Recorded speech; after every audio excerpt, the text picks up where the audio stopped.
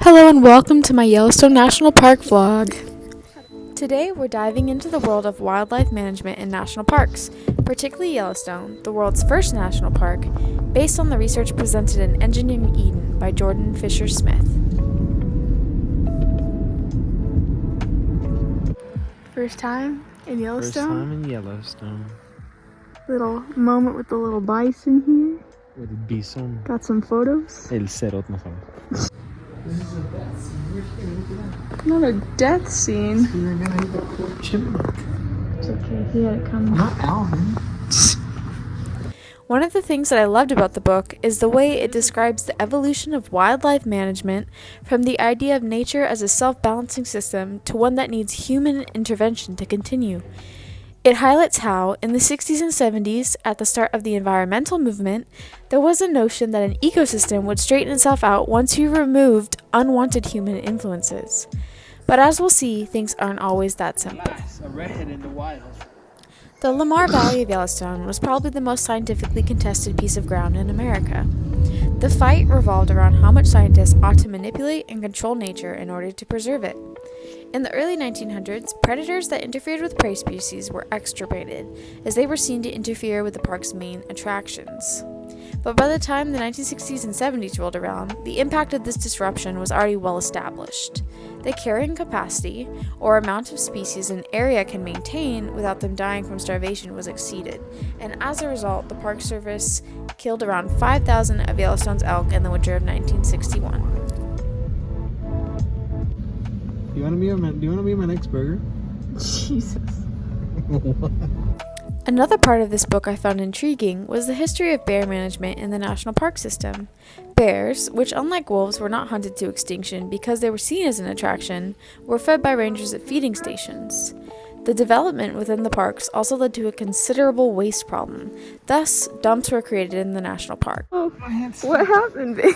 My feet got all the way, like on a hole or something. And so then the inertia kept me moving forward. Oh no! Ah! During this time, an average of 48 people a year were injured due to human-bear conflicts, with 138 incidences of bear-caused property damage. After some 30 years of habituation to humans, the idea that nature would right itself of human disruption if left alone was adopted by park superintendents, and the dumps were removed, swiftly and with no thought of the potential damaging side effects of removing bears' food source while leaving them close to people. In the 10 years that followed, multiple deaths and lawsuits occurred, proving something had to be done. At the time, the grizzly bear was only active in 2% of its historic range, with around 1,000 bears left. Due to the removal of open pit dumps, bears lost a huge food source and began looking for food nearby, where multiple campgrounds existed. Over this time, around 60 to 70 individual bears a year were lost, and the grizzly bear population steadily declined from 1,000 individuals to around 200 to 150 bears, with only 30 female grizzlies remaining in 1981. Yosemite National Park had its own problems with habituation. In the 60s and 70s, reports of increased property damage incidents due to food-conditioned black bears resulted in an average of 137,500 in damages annually. Since black bears were not endangered, and there was no way then, nor has one been found since, to restore a food-conditioned black bear to shyness around people, a lot of them were just killed.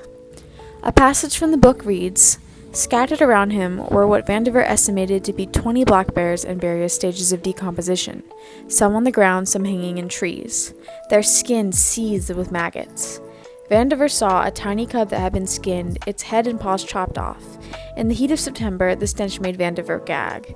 Shaken, he climbed back up to the road and went to talk to Assistant Superintendent John Good. There is more to this than you see, Vandiver recalled Good telling him. Leave it alone, Chris." At the time, the drug sucostrin, used to sedate problem bears, was new. Not enough had been researched about the proper amount needed to sedate bears, and because of this, rangers in Yosemite were overdosing black bears. But then, something amazing happened. So right now, we're following the trackers. We're tracking the trackers. The wolf Track the wolf. We're having somebody work for us. Smarter, not harder. Exactly. A young graduate student from the University of Berkeley went to Yosemite to study bears for his dissertation at the urging of Starker Leopold. Joseph Grinnell's bear boxes were invented. The thing that we came here for just happened. We got here, it's Thursday, the 4th day of our trip. We got here super early and we got out of the car, started searching the hills east to west with the binoculars, and I saw one to the far east in the hill, a wolf, just by this rock, and it was sitting and then it was running back and forth, and then it took a little bit longer, but then we saw the whole Lupin Creek pack up on the ridge. There was 9 wolves, a couple grays and a couple black wolves, and they were traveling along the ridge. It was an incredible experience to see them walking around in the wild. They were probably about 2 or more miles away from us, which was amazing. Best experience ever. We saw wolves in Yellowstone. So cool. This is a beautiful day. You know why? Why is it a beautiful day? Because today marks the day that we saw the wolves of Yellowstone.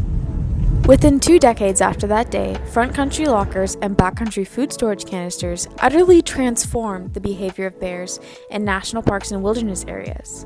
By 2015, Yellowstone had over 4 million visitors, yet food-conditioned bears were so rare as to be nearly unknown. Today, there are around 1,100 bears in the greater Yellowstone ecosystem. What Starker Leopold was trying to teach his grad student was not to master and control everything, but instead to remember that because human hands were always unintentionally doing something to nature, they ought to do something carefully planned as well. What the idea of natural regulation's failure ought to teach us was that we could not retire from active involvement with nature. We ought to accept our role as stewards, not pretend we can stand back from the remaining shards of much larger ecosystems, clinging to a mystical belief that some great intact force of homeostasis, the balance of nature, would repair everything. So this is a small study that I just did of the bison behind us, and I just kind of wanted to capture the colors of the space and get a better sense for paintings down the line when I'm doing big ones. It's really important for me to do these studies like this, that way that I can really capture the essence. So, very excited about this. I was able to go here due to a grant given to me by Chico State, so shout out to them, and I'm going to be taking all the info I learned in the book and my reference photos taken on this trip and making a body of work, so super excited about that. Thanks for watching.